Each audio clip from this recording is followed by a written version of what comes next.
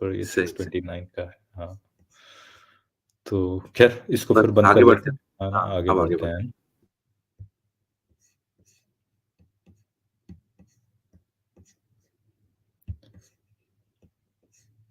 हो जाता है। एथियस्ट के आपने कहा कि ये जानवरों की तरह जिंदगी गुजारते हैं। I think that's very strongly worded. हाँ, ये है कि उनके पास चूंकि एवोल्यूशनरी एक्सप्लेनेशन है, तो अगर हम फाइलोजेनेटिक ट्री को सामने रखें तो फिर आपकी बात ठीक है कि वो ये समझते हैं कि इंसान और जानवर में कोई फर्क नहीं होता। वी आर हमारा दिमाग बड़ा है, इसलिए हमें कॉन्शियस है और अकल है। तो बंदा पूछे कि दिमाग बड़ा होना म्यार होता तो फिर हाथी तो आपसे बहुत ज्यादा उसमें कॉन्शियस होना चाहिए था, और अदर स्पीशीज के दिमाग आपसे बड़े हैं। ये जो है कैसर भाई ने बहुत ही गलत मतलब क्या है, मिसकैरेक्टराइज किया है, राइट? बिल्कुल। भाई दिमाग बड़ा है, पर आपने बाकी सारी चीजें छोड़ दी कि ह्यूमन ब्रेन जो है उसका neo frontal cortex, pre frontal cortex कितना डेवलप्ड है, किस तरह से डेवलप्ड है। क्या आपने ये कंपैरिजंस पे ध्यान दिया है या नहीं, या आपने कोई स्टडीज पढ़ी है कि नहीं इस पे? मैं इस मामले में देखो, मेरी तो बहुत कोई वो नहीं है, मेरी इसमें बहुत तगड़ी स्टडी नहीं है, पर इतना तो मुझे भी आइडिया है कि जो ह्यूमन ब्रेन है और जो किसी एलिफेंट का या हाथी का जो ब्रेन है, उसमें स्ट्रक्चरल डिफरेंसेस हैं, जिसकी वजह से जो एब्स्ट्रैक्ट थिंकिंग जो आ रही है, वो आ रही है प्रीफ्रंटल कॉर्टेक्स और नियो कॉर्टेक्स की वजह से आ रही है, राइट? जबकि ये चीज़ें मिसिंग हैं या बहुत ही अंडर डेवलप्ड हैं हाथियों में या दूसरे जो बीइंग्स हैं, जो जानवर हैं। तो यार ये जो है, ये मतलब इस तरह से, और कैसर भाई से इस तरह की चीज़ एक्सपेक्ट करना मतलब बहुत मुश्किल काम है कि खैर, हालाँकि वो करते आए हैं हमेशा से, तो ये भी कहना चाहिए शायद कि अनएक्सपेक्टेड नहीं था इस तरह का कैसर भाई से, राइट? बिल्कुल, बिल्कुल। अच्छा, मैं एक तरह अपनी स्क्रीन शेयर कर रहा हूँ। मैं भी एक ज़रा चीज़ दिखाना चाहता हूँ। ओके।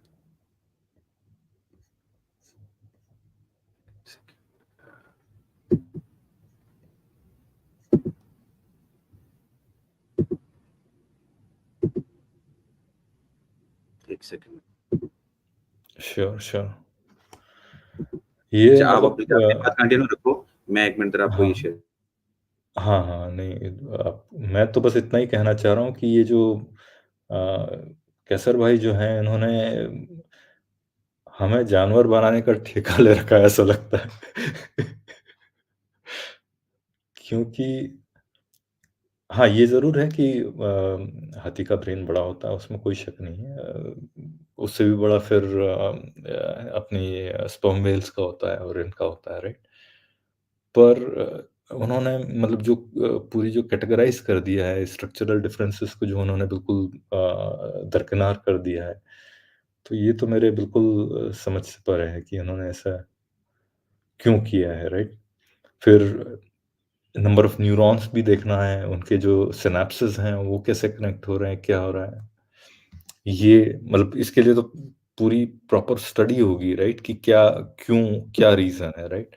आई मीन कोई भी बिल्कुल। बंदा जो है, ये वो मैंने कहा कि एटलीस्ट ये ये मैं सोचे। भी ज़रा ये एक है फाइलोजेनेटिक ट्री, ठीक है? हुँ, हुँ। कि जिसमें इन्होंने कहा कि फाइलोजेनेटिक ट्री में सब के सब तो एक ही जगह से आ रहे हैं, तो चाहे कोई जानवर हो या इंसान हो, ये बराबर है। तो ये आपका क्रिएशन का ट्री है, सब के सब अल्लाह से आ रहे हैं, ठीक है? तो इंसान हैं, फरिश्ते हैं, जानवर, लॉजिकली ये भी ठीक है? बराबर हो गए। हाँ, अब अब आप बताइए कि आपका फाइलोजेनेटिक का वर्ड हम नहीं यूज़ करेंगे, आपका क्रिएशनिज़्म का ट्री ये रहा। अब आप ये बताएँ कि ये जो मैंने तो 3 लिखे हैं, और भी क्रिएशन होंगी, इसमें जिन भी आ जाएँगे और भी किस्म की चीज़ें आ सकती हैं। सवाल ये है सही कि बात है। ये जानवर, इब्लीस भी तो हाँ, इसी में आएगा ना? एग्ज़ैक्टली, जिन शैतान इसमें आएँगे, हाँ, फरिश्ते शैतान इसमें, इसमें आ ये जाएगा, सब सब शैतानों में सब भी क्रिएशन इसमें आएगी। शैतानों का शैतान आ जाएगा इसमें, और क्या, इब्लीस आ गया इसमें, बिल्कुल। और क्या चाहिए अब अब? अब सम अब सवाल ये उठता है कि ये बताएँ कि ये इंसान बरतर है या इंसान का कोई स्टेटस हाई है? ये आपको इस स्ट्रक्चर से कैसे पता चल रहा है? सब के सब अल्लाह ने बनाए। तो अल्लाह की क्रिएशन में ये एक क्रिएशन बड़ी आला और बरतर है, और दूसरी क्रिएशन जो है वो बिल्कुल थकी हुई है या वो लो लेवल है। ये किस बेसिस पे आप कहते हो? अच्छा, आप कहते हो जी अल्लाह ने डिसाइड किया। तो फिर हम जैसे बार-बार वही सवाल करते हैं ना, जिसे हम कहते हैं यूथिफ्रोस डायलेमा। तो सवाल ये राइट, उठता है कि ये जो अल्लाह ने इंसान को बर्तरी दी है, ये बर्तरी देने की क्या वजह क्या है? यानी क्या ये एक आर्बिट्रेरी फैसला है उसका बिल्कुल, कि चलो जानवर भी हैं, फरिश्ते भी हैं, इंसान भी हैं, तो मैं इस बेसिस पर मैं कहता हूँ चलो इंसानों का लॉटरी निकल आई, ये इंसान मेरे हिसाब से ज़्यादा बढ़ता है। या आप ये कह रहे हो कि इंसानों में ज़्यादा परफेक्शन है, तो क्या आप ये कह रहे हो कि अल्लाह की हर क्रिएशन परफेक्ट नहीं होती? क्या जानवर और एग्ज़ैक्टली, फरिश्ते जो हैं एग्ज़ैक्टली, वो परफेक्ट नहीं है? अच्छा, अगर वो परफेक्ट हैं, तो फिर तो सब इक्वल है। अगर सब परफेक्ट है, तो सबको इक्वल होना चाहिए। सब सबके सब जो है वो एज़ अ स्पीशीज़ तो बराबर मुकाम होना चाहिए, और अगर बराबर हैं, तो फिर वही बात हो गई, चाहे कोई जानवर हो, कोई इंसान हो, वो आप फाइलोजेनेटिक ट्री में भी बराबरी लेके आ गए, तो आपके ट्री में भी सब बराबर होने चाहिए। सिवाय उसके कि एग्ज़ैक्टली, दूसरा ऑप्शन कि अल्लाह ने या तो आर्बिट्रेरी फैसले के तहत ऐसा किया, तो आर्बिट्रेरी फैसले की क्या अहमियत है? एक लॉटरी निकल आई है, इससे अहमियत आप कह तो सकते हैं कि हाँ, हमारी लॉटरी निकल आई है, लेकिन ट्रू ऑब्जेक्टिव वैल्यू तो आपको कोई नहीं मिली। कोई कोई वैल्यू ह्यूमन्स को नहीं मिली, सिर्फ़ एक लक है उनकी लॉटरी की। अल्लाह ने कहा अच्छा यार तुम्हें तुम्हें मैंने तुम्हारा नंबर निकाल लॉटरी निकल आई है, मैंने तुम्हें वैल्यू ज़्यादा दे दी, जाओ मज़े करो। अच्छा, एक तो ये वजह हो सकती है, दूसरा ये कि कोई एक्चुअल कोई ऑब्जेक्टिव स्टैंडर्ड है, जिसकी बेसिस पे हम ये कह सकते हैं कि अल्लाह ने डिसाइड किया कि ह्यूमन्स जो हैं वो, तो अगर ऐसा कोई ऑब्जेक्टिव स्टैंडर्ड है, तो फिर तो वो अलग से ऑब्जेक्टिव स्टैंडर्ड है, वो चाहे अल्लाह हो या ना हो, वो चाहे फाइलोजेनेटिक ट्री होगा या क्रिएशन का ट्री होगा। हम उस स्टैंडर्ड को देखेंगे, उसकी बेस पर डिसाइड कर लेंगे। तो जो आपका एतराज़ है वो बिखर जाएगा, टूट जाएगा, बस वो कहीं कायम नहीं रह सकता फिर। तो ये आपका जो कैसे राजा राजा साहब का सवाल है, वो बिल्कुल फ़ुज़ूल है। उनकी अपनी क्रिएशन के तहत में भी वही फ्लॉज़ हैं, जो वो एतराज़ हमारे ऊपर करना चाह रहे हैं, वो उनके ऊपर भी जो है ना वो यही पड़ता है। Exactly, exactly. और ये जो इन्होंने जो बना रखा है ना कि ह्यूमन्स जो हैं, आप आई मीन आप किसी किसी से आप सोच सकते हो, आप पैरेलल्स भी डाल सकते हो। अल्लाह ने अगर बनाया है तो एनिमल्स को आप कह सकते हो कि हाँ, कोई एक मटेरियल जो है वो सबका सेम ही होगा, शायद हो सकता है ना भी हो सेम। वही चीज़ जो है आपकी एवोल्यूशन की भी है, और बस ये है कि सारे जो हैं उनका मेन जो है स्ट्रक्चरल डिफरेंसेस तो हैं ही, और ब्रेन के भी स्ट्रक्चरल डिफरेंसेस हैं, जिसकी वजह से उनके इंटेलिजेंस लेवल में डिफरेंस आ गया। और हर किसी की अपनी-अपनी अलग-अलग क्वालिटीज़ हैं। ऐसा नहीं है कि हम कोई कोई जो आप मतलब ये मेरे को आज तक नहीं समझ में आया कि कोई किसी को जानवर कह के, और ये जानवर इतनी इतनी बड़ी गाली क्यों हो गई है, या किसी को डिसरिस्पेक्ट करने वाला वो क्यों हो गया? भाई किसी को कह दो, किसी को कहते हैं ना यार तू चीते जैसा दौड़ता है, राइट? आपने उसकी एक क्वालिटी ली, राइट? उसकी क्वालिटी आपके आपके बिल्कुल, अंदर तो नहीं है क्वालिटी वो, राइट? या किसी लायन की या टाइगर की, कि उसकी जो किलर इंस्टिंक्ट है वो आप में नहीं है, राइट?